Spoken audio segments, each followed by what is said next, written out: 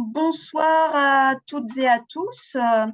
Alors, la Mutualité de la Réunion est très heureuse ce soir de vous accueillir ce soir 11 avril, date de la Journée mondiale de la respiration, pour un nouveau webinaire dédié à ce sujet passionnant qu'est la respiration. Et pour cette deuxième soirée, nous avons le plaisir d'accueillir ce soir Dr Edith Perrault-Pierre. Alors, médecin du sport et de l'aéronautique, Edith Perrault a exercé comme médecin militaire pendant plus de 30 ans. Et c'est dans ce cadre que dans les années 90, en fait, elle a fondé la méthode TOP, donc technique d'optimisation du potentiel, avec pour objectif d'améliorer les capacités mentales d'acteurs confrontés à des défis de haut niveau, notamment les militaires en mission, les chefs d'entreprise, les sportifs, mais aussi les patients atteints de maladies chroniques. Et dans cette méthode TOP, en fait, la respiration est l'un des principaux piliers. Docteur Perrault, bonsoir. Bonsoir, bonsoir à tous et à toutes. Merci beaucoup d'être avec nous ce soir. Je vous laisse la parole du coup pour cette nouvelle conférence qui s'annonce passionnante. Merci beaucoup. Alors, j'espère vous passionner, mais la respiration, je pense que ça passionne tout le monde parce que c'est la vie. Donc, je vais vous présenter comment on envisage les exercices respiratoires dans la méthode technique d'optimisation du potentiel. Alors, la respiration, elle est un des 4 piliers de la méthode. Les techniques de cette méthode s'appuient donc sur 4 fondamentaux. Le premier, c'est la respiration qu'on utilise tout le temps. Puis vous avez aussi, alors, ce qu'on appelle souvent imagerie mentale, mais moi je préfère le terme de représentation sensorielle, parce que imagerie, ça fait vraiment image, et nos sens, on a des sens et des sens internes, et pas que les sens externes. Et tous ces sens internes et externes nous permettent de prendre conscience, de percevoir à la fois nous-mêmes et notre environnement. Une autre compétence très intéressante, c'est le dialogue interne. Comment est-ce que je me parle? Et si on développe un dialogue interne bienveillant pour soi, eh bien, on pourra avoir un dialogue externe, c'est-à-dire communiquer avec bienveillance avec les autres. Et puis, la relaxation. Et selon les objectifs et selon le moment, eh bien, on utilisera des techniques qui vont se baser sur 2, 3 ou 4 de ces piliers. Alors, rapidement, c'est quoi les TOP? C'est une méthode pédagogique et préventive qui permet de mobiliser au mieux toutes ces ressources, qu'elles soient psychocognitives, émotionnelles, physiologiques, en fonction des exigences de la situation. Par exemple, si j'ai un temps faible, par exemple entre 2 patients, ou au moment de certaines pauses dans la journée, eh bien, je vais en profiter pour récupérer, pour pouvoir disposer du maximum de ressources lorsque la situation sera plus exigeante. Par exemple, pour un soin qui demande beaucoup d'application. Alors, la respiration, elle va avoir plusieurs bénéfices. Elle va permettre déjà de se mettre dans un état de disponibilité de l'esprit pour faire un travail mental en amont. Alors, vous voyez là un petit schéma où en fait il y a 4 temps, dans 4 temps de l'utilisation des TOP par rapport à une activité.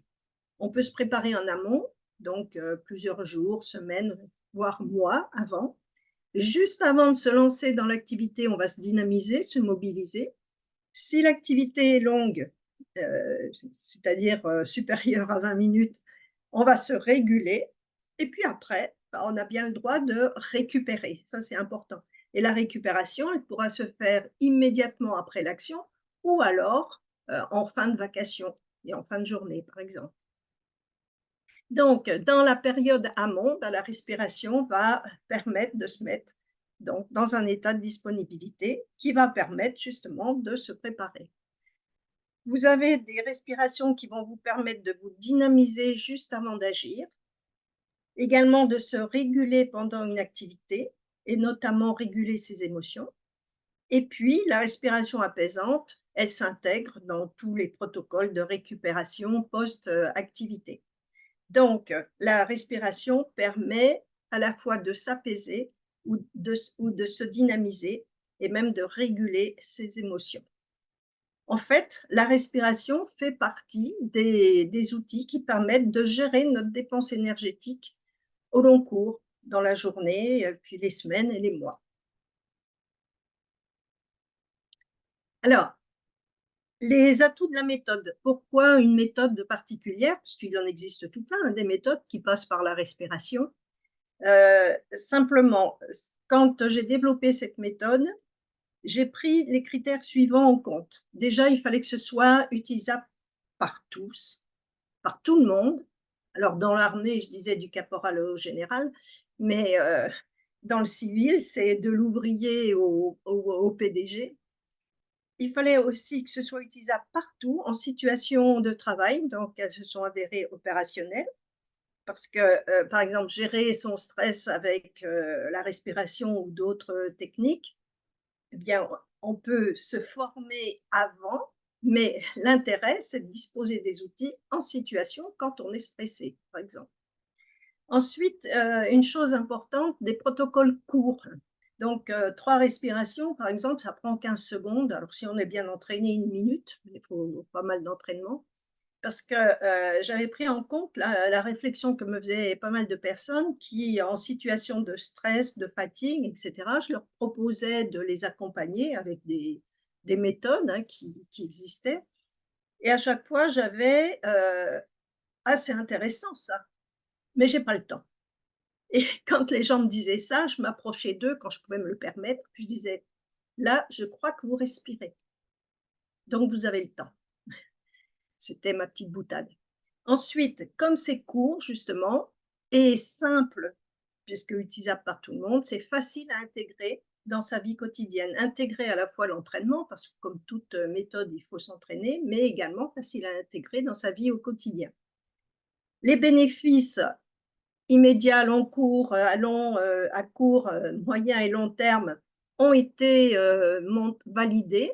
Alors notamment, dans toute la sphère du stress, de la fatigue, des apprentissages, de la gestion, de crise, par exemple chez des réanimateurs, pour la prise de décision aussi. Notre objectif, donc l'objectif aussi, que j'ai pris en compte, c'est le fait que ce soit adaptable par tous et donc utilisable par tout le monde de 3 à 120 ans. Il paraît qu'on a un potentiel de 120. Avant 3 ans, c'est plutôt les parents qui sont top et puis, notre objectif, c'est de rendre les gens autonomes, hein, parce que, quand on en a besoin, c'est difficile de compter sur les autres pour dire, «Respire».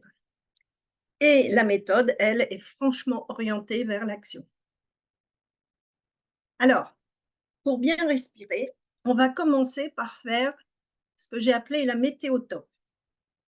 Alors, la météotope, c'est la météo de soi et de l'environnement. Je vais y revenir. Et pour faire cette météo, on peut se baser sur ce modèle en 3 zones. Vous avez une zone où tout va bien. Vous êtes dans l'action, et c'est fluide, certains parlent de flow d'ailleurs. Tout se déroule aisément, et dans la bonne énergie. Alors j'ai repris le terme de Laborite, activation de l'action. Et puis, de temps en temps, on est un peu trop au-dessus. Par exemple, énervé, agité, on court dans tous les sens. C'est de l'hyperstimulation et si on utilise le mot stress, eh bien c'est de l'hyperstress. C'est aussi ça correspond aussi à l'hypervigilance qu'on peut observer, notamment chez les gens qui souffrent d'un stress post-traumatique. Et puis en dessous, vous avez l'hypostimulation ou hypostress ou hypovigilance. C'est, par exemple, l'hypovigilance, c'est le matin quand vous vous levez, vous êtes encore en hypovigilance, le soir évidemment quand vous endormez. En début d'après-midi aussi, vous êtes en hypovigilance physiologique Et puis, vous avez l'hypostress et en gros, quand vous n'avez plus d'énergie, que vous êtes triste, que vous n'avez pas envie de vous lever, de vous bouger. Le l'axe, des ordonnées, symbolise le sommeil. On va prendre le sommeil, voilà. Et dans un premier temps, eh bien, je vous invite à réfléchir par rapport à votre météo interne. Comment vous vous sentez? Dans quelle zone? Et sur les plans physiques et ou psychologiques. Parce que vous avez des gens qui peuvent être très énervés, sur le plan, psychique et très fatigués sur le plan physique. Et après, on va réajuster ça avec la respiration. Donc, si je suis sur le versant hyper, je vais faire des respirations apaisantes. Si je suis, sur le versant hypo, je vais faire des respirations dynamisantes pour évoluer vers le niveau d'énergie utile à l'activité que je fais. Alors j'ai un autre modèle où on coupe les cheveux en 4 là, c'est le modèle PASS. Donc quelles pensées j'ai quand je suis énervée ou quand je suis tout mou ou quand tout va bien? Quelles attitudes j'adopte? J'ai préféré ce terme-là à comportement. Alors les Québécois notamment, ils parlent du PEC. Mais bon, moi je trouve que ça faisait un peu vaisselle, donc voilà, j'ai préféré PASS. Les sensations corporelles que je peux avoir, par exemple, l'envie d'aller aux toilettes, une envie urgente, le nœud au creux de l'estomac, des maux de tête, et cetera. Et puis, les émotions.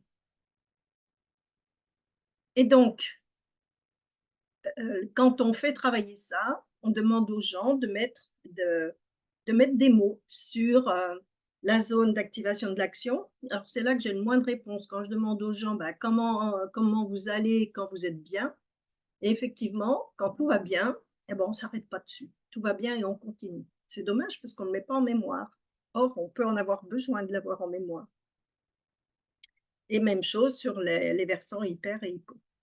Alors pour se réguler justement, je vais prendre ma météo à moi et également la météo de l'environnement. C'est-à-dire, bah, je peux observer les personnes qui sont avec moi et peut-être détecter qu'il y en a qui sont fatiguées, d'autres qui sont joyeuses, qui semblent pleines d'énergie. Et puis les exigences de la situation. Est-ce que c'est un métier physique et qui demande des capacités cognitives importantes? Et en fonction de ma météo, par exemple, si je suis fatiguée physiquement et que j'ai un métier physique, eh bien, je vais commencer par faire des respirations dynamisantes. Alors, les respirations, elles fonctionnent si on est un petit peu au-dessus ou un petit peu en dessous. Sinon, elles s'intègrent dans un protocole plus complet qui utilise justement les autres piliers que je vous ai décrits tout à l'heure. Donc, si je suis en hyper, bah, je vais m'apaiser, respiration apaisante. Alors ça, tout le monde connaît. Et puis, si je suis en hypo et que je dois travailler, enfin me mobiliser, je vais faire des respirations dynamisantes. Et donc, je me propose de vous décrire un petit peu ces respirations telles qu'on les fait dans la méthode. Voilà, donc j'ai repris ce schéma-là, respiration apaisante ou respiration dynamisante. Associé ou pas à des représentations mentales apaisantes ou dynamisantes ou du dialogue interne apaisant ou dynamisant, voire une mobilisation du corps, par exemple, pour se dynamiser. Alors, justement, pour optimiser sa respiration, aller au-delà de la mécanique ventilatoire, si je puis dire, eh bien, on va y associer des représentations multisensorielles, c'est-à-dire des représentations, enfin des représentations, des images mentales, on va reprendre ce terme, internes et externes, soit dynamisantes, soit apaisantes. Et on peut également utiliser le dialogue interne dynamisant et apaisant. Alors, le dialogue interne qui semble le plus efficace, c'est de se parler à la deuxième personne du singulier. Vas-y, tu vas bien, tu fais ça, etc. Alors, on n'est pas obligé de tout utiliser, hein. Certains n'utilisent que le dialogue interne, d'autres que des sensations internes. Ils se sentent pleins d'énergie ou ils imaginent une musique entraînante, par exemple. Alors, on arrive à la respiration apaisante. Déjà, avoir l'intention de s'apaiser. L'intention, c'est le début de toute action, hein, de toute façon. Et rien que d'avoir l'intention de s'apaiser, eh bien, vous allez remarquer que votre expiration est plus lente. Alors, on peut utiliser la respiration complète, qui mobilise le ventre, le thorax, les épaules, ou la respiration abdominale ou ventrale, à prédominance, on va dire. Donc, la respiration complète, en fait, vous allez soupirer, c'est-à-dire porter votre attention sur l'expiration que vous allez faire un petit peu longue. Alors, je précise toujours, sans forcer. Je vais y revenir parce que ça peut être une approche indirecte. Mais toujours dans l'aisance, vous soufflez. Et vous pouvez y ajouter des représentations sensorielles et ou du dialogue interne apaisant. Alors, toujours veiller à avoir le même volume d'air à l'inspiration et à l'expiration. Et en général, le temps d'expiration est plus long que le temps d'inspiration. Mais le temps d'inspiration, finalement, on ne s'en occupe pas. On porte vraiment son attention sur l'expiration. Et puis, pour les personnes qui font naturellement des pauses après l'expiration, ben, elles peuvent marquer la pause un petit peu plus. Et ça accentue l'apaisement. Si on utilise la respiration abdominale, eh bien, ce sera la respiration abdominale lente. Et on va s'entraîner avec 3 respirations pour que 1 à 3 respirations soient efficaces pour se calmer. Alors, je reviens dessus. En top, on propose de s'entraîner avec 3 respirations. Là, on répond aux critères de brièveté et en fait, c'est largement suffisant. Et dans l'action, par exemple, juste avant de se lancer dans une action ou pendant une action, bah, souvent on a le temps d'en faire une seule. Donc, voilà, s'entraîner avec 1, 2 ou 3 pour qu'une soit efficace dans l'action. Alors, il y a dans les formations que je fais, je demande un petit mémoire et j'ai une jeune notamment qui a fait une étude. Elle travaillait dans un organisme qui proposait de la réalité virtuelle et elle avait tout le matériel pour évaluer l'impact sur le système nerveux autonome de la respiration. Et elle a montré que dès qu'on fait une première expiration lente, tout de suite, on freine, on agit sur le parasympathique. Donc, une suffit. Alors, après un petit temps d'entraînement, et je dis petit temps, hein, parce que on s'entraîne plusieurs fois par jour, c'est facile à faire, je sais pas, dès qu'on se rend d'une pièce à l'autre, par exemple, eh bien, en général, au bout d'une semaine, les gens maîtrisent la respiration. Et venons-en à la respiration dynamisante. Alors, quand dans la journée, régulièrement, on passe par des périodes dites d'hypovigilance physiologique. Bon, celle qui est marquée, c'est celle du début d'après-midi, mais en fait, dans la journée, on a des cycles, comme la nuit, d'à peu près 1h30. Donc, toutes les heures et demie, eh bien, vous êtes en hypovigilance. Mais comme votre cerveau a bien compris qu'il fallait travailler, qu'est-ce que vous faites? Eh bien, vous bâillez. Et en fait, le bâillement, c'est une respiration dynamisante. Vous prenez un grand bol d'air. Alors, si ça vous amuse, vous pouvez prendre conscience et analyser votre bâillement de la journée et votre bâillement du soir quand vous vous couchez. Ce n'est pas tout à fait le même, vous verrez. Je vous laisse le découvrir. Donc, le bâillement dans la journée, c'est je prends un grand bol d'air pour me dynamiser, puis souvent on bouge d'ailleurs, on s'étire. Voilà. Donc là, on va porter notre attention sur l'inspiration, on laisse faire l'expiration. Et on peut y associer des représentations sensorielles et ou du dialogue interne, évidemment, dynamisant. Alors, l'expiration. Certains font une respiration rapide. C'est bien, sauf en réunion, par exemple. C'est bon, c'est un peu bruyant. Donc, vous pourrez faire une expiration un peu plus lente. Mais je vous dis, le principal, c'est l'inspiration et sans forcer, dans l'aisance, tranquillement.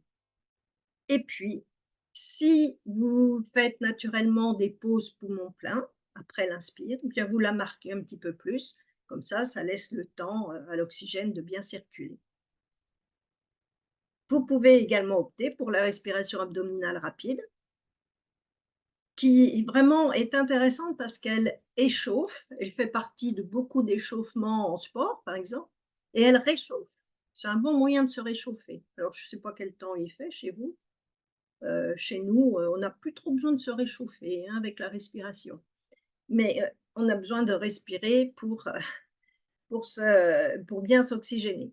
Et là, pareil, vous vous entraînez à faire 3 respirations dynamisantes pour qu'une respiration dynamisante soit efficace quand on en a besoin. Alors toujours la même, jeune fille, elle a pu constater que dès la première inspiration, ça stimulait le système sympathique, mais avec un tout petit temps de décrochage au début. Alors que l'expiration, tout de suite, ça fonctionne. L'inspiration, bon, il y a un petit temps, mais dès la première, ça fonctionne. Alors, elle a étudié ça chez des personnes à qui elle avait enseigné les respirations de la méthode et qui s'étaient entraînées à peu près une semaine. Voilà. Et puis, vous la connaissez, hein, vous avez la respiration régulatrice.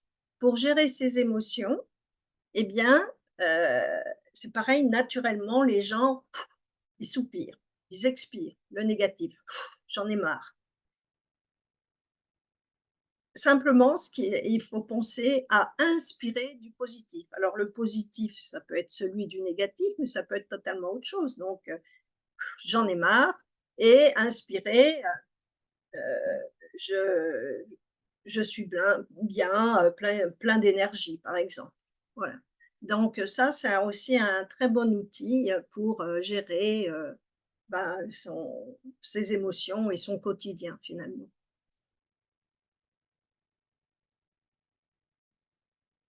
Voilà ce que je voulais vous dire. C'est assez rapide et en fait, eh bien, Diane va me poser les questions que vous avez, peut-être posées déjà dans le chat. Ou n'hésitez Alors pas, oui, heu, ouais, effectivement, je vous invite à poser vos questions via le chat, si vous êtes sur Zoom ou directement sur Facebook. Moi, j'ai une première question peut-être. Voilà, vous avez évoqué le fait que ça devait être des techniques simples, courtes, mais voilà, au quotidien, quelle discipline il faut mettre en place en fait pour essayer d'inscrire ça dans la durée, puisque j'imagine que comme la plupart des pratiques pour améliorer sa santé, la régularité est primordiale pour en avoir des bénéfices. oui, alors, souvent je dis, vous êtes là, peut-être que vous demandez des tops pour gérer votre stress, donc ne transformez pas les tops en stresseurs, ce serait dommage. Mais c'est sûr que, plus on s'entraîne, plus c'est efficace. Il y a vraiment une relation, alors je ne vais pas dire linéaire parce que tout dépend, de tout ce que vous avez appris avant, mais sans entraînement, c'est pas efficace. Alors, on peut, se mettre, je vais vous donner des conseils qui sont assez habituels, hein, mettre dans son agenda, un temps pour moi, pause respiratoire, mettre des post-it un peu partout et puis, et après vous verrez que et ça va se faire, facilement. Alors quand on s'entraîne à faire sa météo, alors la météo après, elle doit être très rapide, en quelques secondes. Comment je me sens? et qu'est-ce que je dois faire, comment sont les autres. Et si en début d'entraînement, bon, je prends le temps de savoir comment je suis sur les plans physiques et psychologiques. Si je suis trop haut, je vais m'apaiser. Donc, je mets en place, par exemple, 3 respirations apaisantes. Si je suis trop bas, je mets en place 3 respirations dynamisantes. Et après, au fur et à mesure de l'entraînement, mais c'est quasiment dans la semaine ou les 15 jours, bon, si vous vous entraînez un petit peu tous les jours, eh bien, vous allez vous apercevoir que lorsque vous faites votre météo top, donc la vôtre et celle de l'environnement, si vous notez que vous êtes en hyper, la respiration apaisante va se faire toute seule.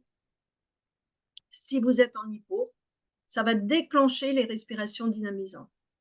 Et puis après, au bout d'un certain temps, bah, peut-être que vous allez vous surprendre à soupirer, entre guillemets, à faire des respirations apaisantes. Et là, vous vous dites, ah ouais, là, j'étais un peu énervé.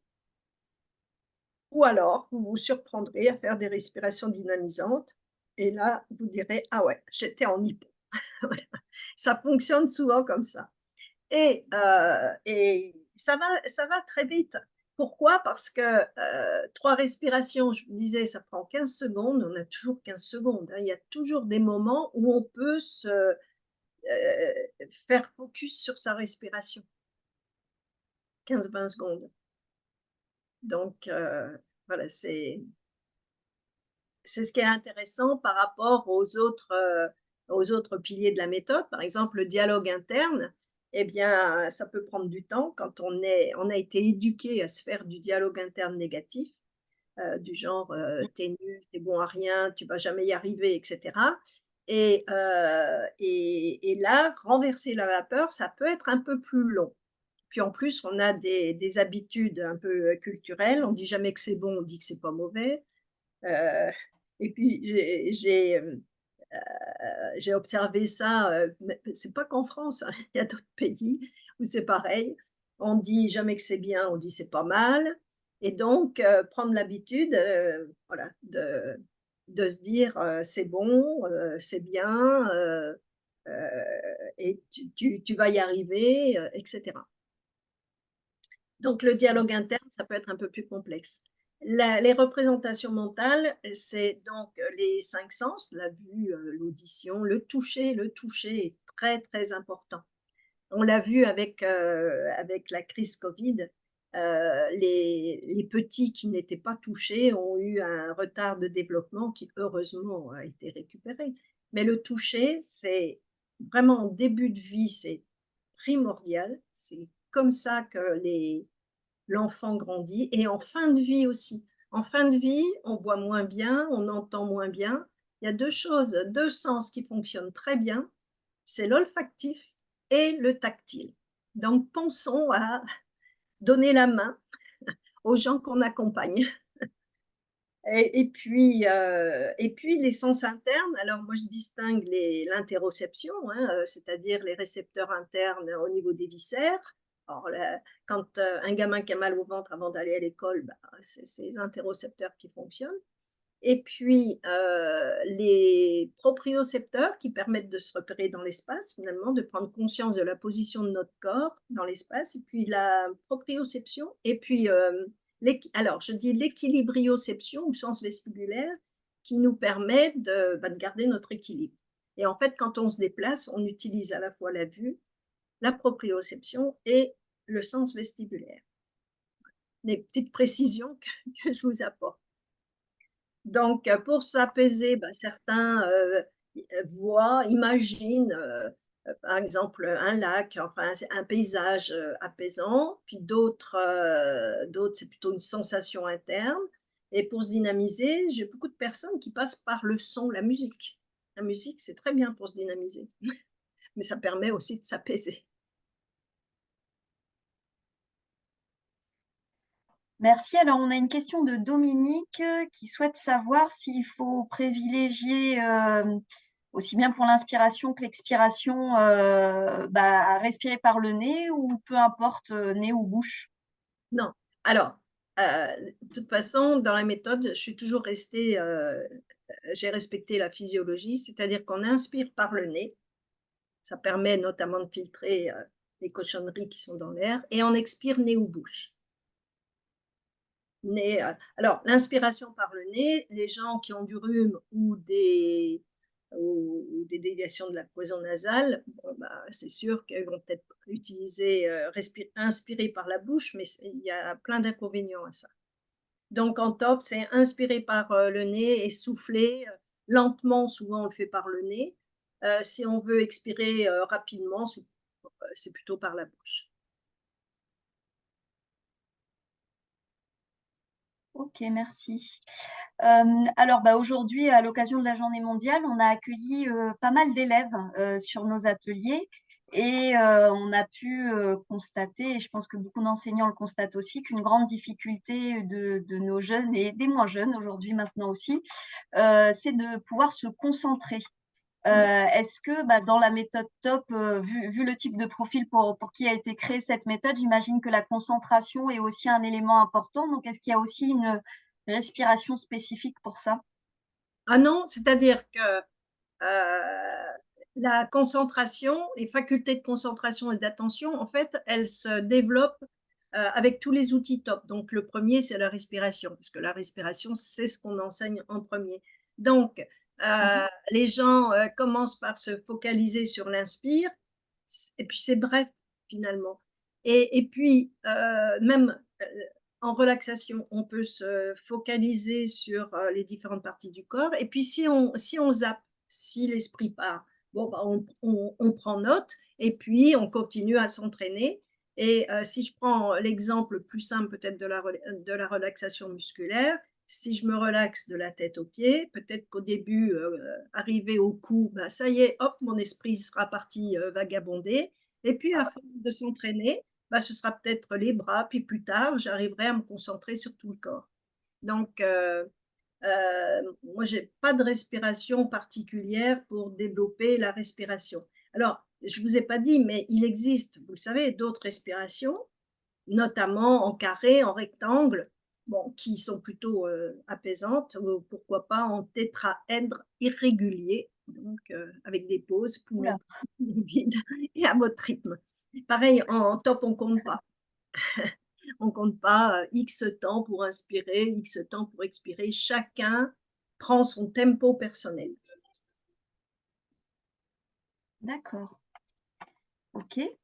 Hem et du coup, depuis que vous développez, maintenant depuis plus de 30 ans cette méthode, quels sont, voilà les résultats peut-être remarquables que vous avez pu, obtenir en accompagnant, voilà, les divers publics? Voilà. Alors après, c'est fonction vraiment de l'objectif qu'a la personne quand elle s'engage dans une formation, top. Donc gérer le stress, et puis également gérer la fatigue et donc sa dépense énergétique, ça fonctionne bien, ça a même été, validé, scientifiquement.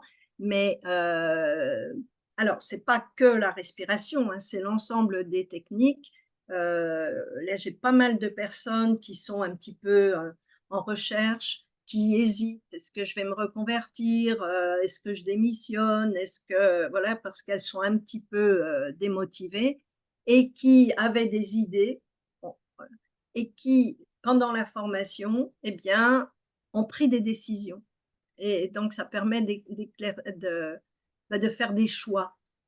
En ce moment, c'est assez marqué. Autrement, la méthode permet aussi de prendre du recul et justement la respiration est un bon moyen de prendre du recul. Par exemple, quand on commence un petit peu à s'énerver ou à s'agacer auprès d'une autre personne, par exemple, hop, on respire et le temps de la le en fait, on fait du détournement de l'attention, hein, quand on se focalise sur la respiration et ça permet, bah, comme on dit, de souffler un coup, de prendre du recul. Ça permet aussi comment dire? De rester ouvert et attentif à l'environnement, surtout quand l'environnement est agressif. Alors nous, on l'intègre dans ce qu'on appelle la bulle, une bulle sensorielle qu'on peut mettre en place quand on est confronté à des gens désagréables. Et Dieu sait si il y a beaucoup de métiers qui sont confrontés à des gens désagréables. Eh bien, hop, se recentrer rapidement sur sa respiration permet d'éviter d'être trop influencé par la mauvaise humeur de nos interlocuteurs. OK, merci. Alors, on a une question de Véro, qui vous demande si, il existe, enfin, en tout cas, s'il y a une respiration peut-être à privilégier pour, les enfants atteints de troubles de l'attention? Non, mais non, c'est vraiment, alors, c'est vrai que on aurait tendance à faire plutôt de l'apaisant. Heu, Parce que alors, tout dépend, s'ils sont, hyperactifs ou pas. Oui, Heu, les enfants qui ont des troubles de l'attention ne sont pas hyperactifs et donc s'ils sont hyperactifs, on va plutôt orienter vers tout ce qui est apaisement. Par contre, ceux qui n'ont pas d'hyperactivité, eh bien, on peut, leur proposer, la respiration, dynamisante.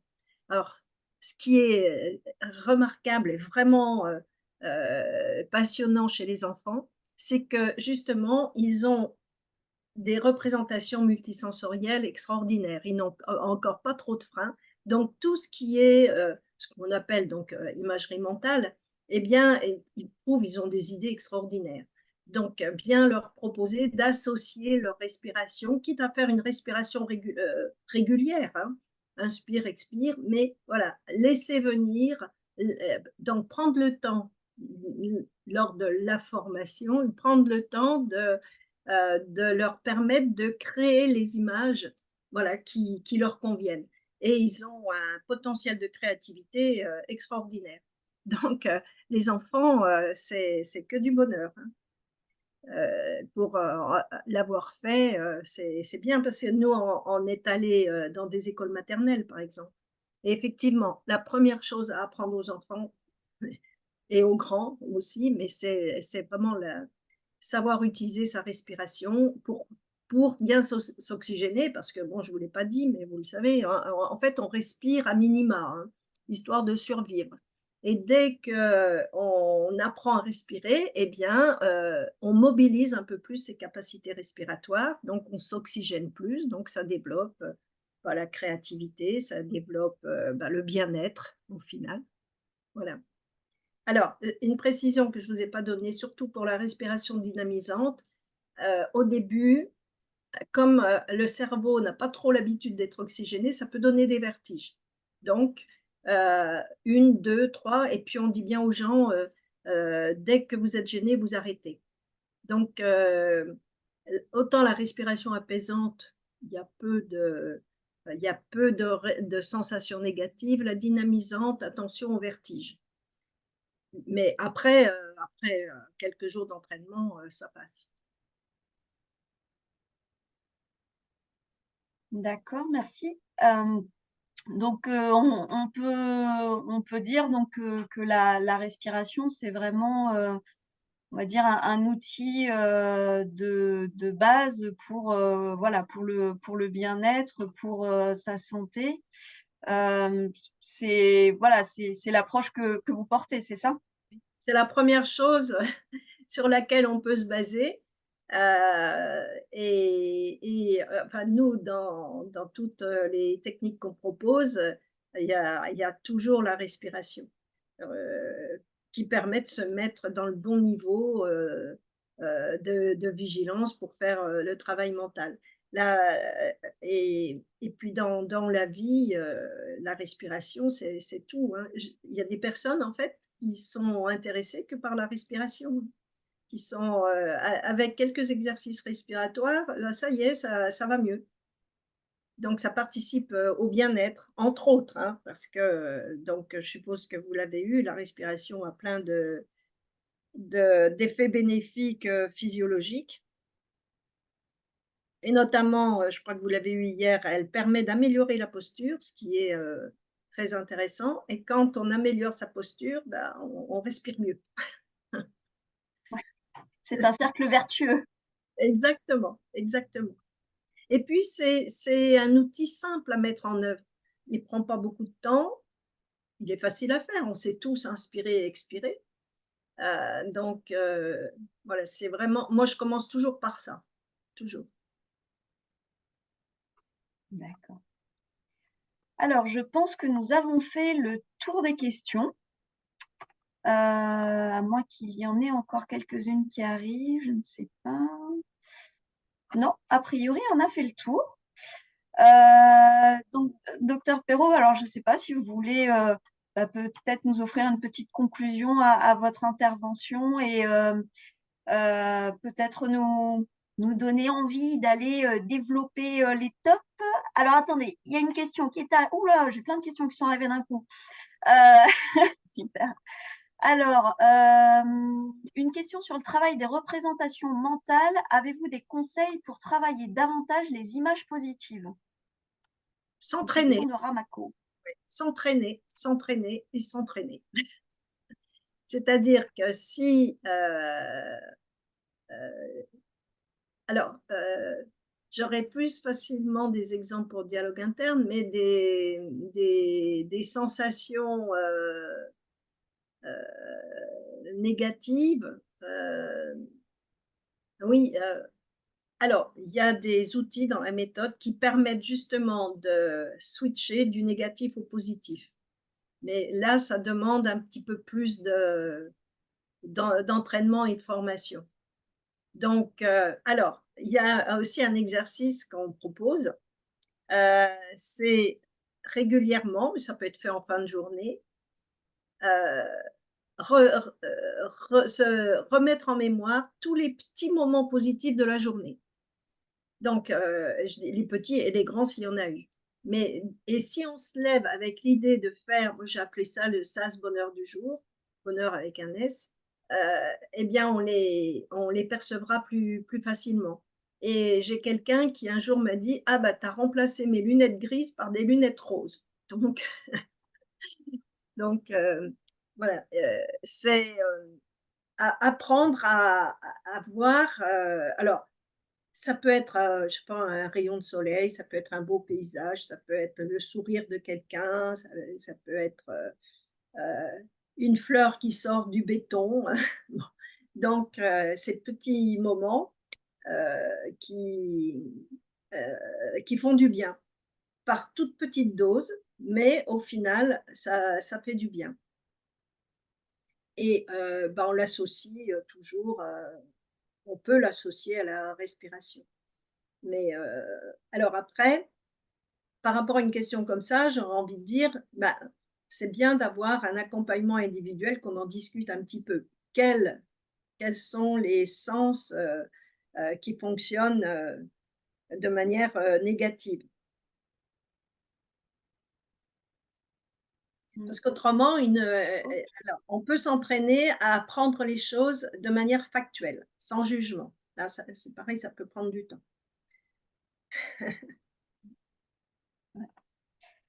Pour revenir du coup sur la respiration, on a deux questions qui se complètent de Chantal et Dominique qui demandent s'il y a une respiration pour aider à dormir et une pour démarrer la journée.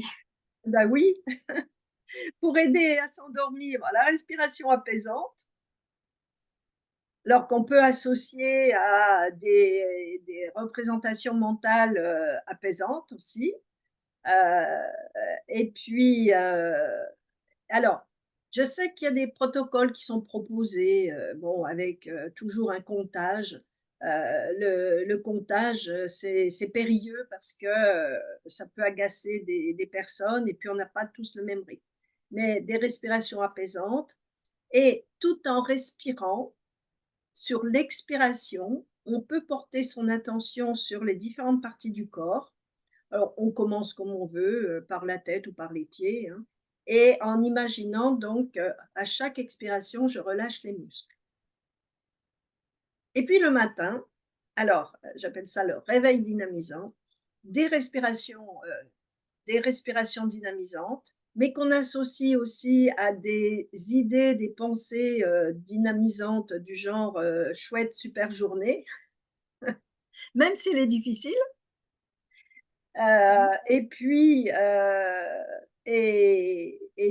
une remobilisation progressive du corps. Alors après, chacun met en place ses routines. Donc, ça rentre en fait dans des routines. L'homme a besoin de routines. Donc, on a des routines d'endormissement et puis des routines de réveil.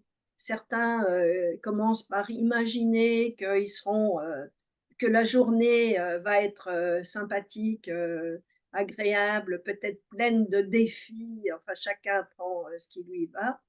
Et puis après, s'assied au bord du lit pour bouger, commencer à bouger le corps. Puis après, on peut se mettre debout, ou d'autres vont se mettre debout tout de suite.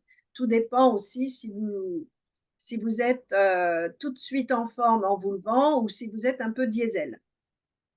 Les diesels, ils prennent le temps. Ok, bon, bah, nous voilà armés pour la journée de demain, en tout cas, ou en tout cas pour bien s'endormir ce soir et pour bien démarrer une bonne journée demain matin. Bah, je pense que cette fois-ci, voilà, nous avons fait le tour des questions. Donc, bah voilà, je vous propose de peut-être voilà, clôturer et nous donner voilà, des perspectives sur les tops voilà, pour nous aider au quotidien Oui, alors, et bon, sur nos routines. déjà, la respiration, c'est fondamental, c'est la vie. Hein, je suppose que vous en êtes tous persuadés. Et elle fait partie de la boîte à outils, alors top, mais également de toute méthode qu'on peut entrer dans le champ de la préparation mentale, de manière très, très générique. Et puis, la respiration, bah, elle est aussi utilisée en psychothérapie. Hein. Donc, les tops, c'est vraiment de la pédagogie, c'est de l'éducation. C'est prendre finalement de bonnes habitudes et, et on n'est pas du tout dans le champ de la thérapie. Par exemple, en termes de stress, la méthode permet d'accélérer le processus d'adaptation. Elle n'est pas faite pour traiter les réactions pathologiques de stress. Pour ça, il y a des méthodes de psychothérapie qui donnent satisfaction. Et autrement, alors, comme toute méthode, c'est valable c'est valable pour la relaxation, la cohérence cardiaque, la sophro, la méditation, etc. Avant que ça marche, bah, s'entraîner. S'entraîner et l'avantage, c'est que la respiration, eh bien, avec une, deux ou trois respirations, ça prend pas de temps et les bénéfices sont énormes. D'accord. Eh ben, écoutez, merci beaucoup en tout cas pour cette conférence et pour bah, voilà, ces nouveaux outils qui confortent la respiration, voilà, qui confortent la respiration comme un outil voilà, de gestion de son bien-être et de sa santé. Merci beaucoup, docteur Perrault, pour votre intervention. Merci à tous pour votre attention ce soir. Et nous terminons donc la semaine demain soir avec une troisième webconférence de Leonardo Pelagotti qui lui bah, voilà, évoquera les 5 piliers de la respiration, donc dans le cadre bah, de la méthode qu'il développe, Respiration 360. Donc, je vous invite à vous connecter demain soir un petit peu plus tôt puisque elle débutera à 18h, cette webconférence. Donc, bah, écoutez, merci à tous et bonne soirée et pensez à bien respirer pour vous endormir et faire de beaux rêves. Bonne soirée, au revoir. Je vous remercie. Merci Diane de m'avoir permis de participer à ce beau projet qui donne de Merci beaucoup, l'envie. tout à fait. Merci beaucoup à tous, bonne soirée.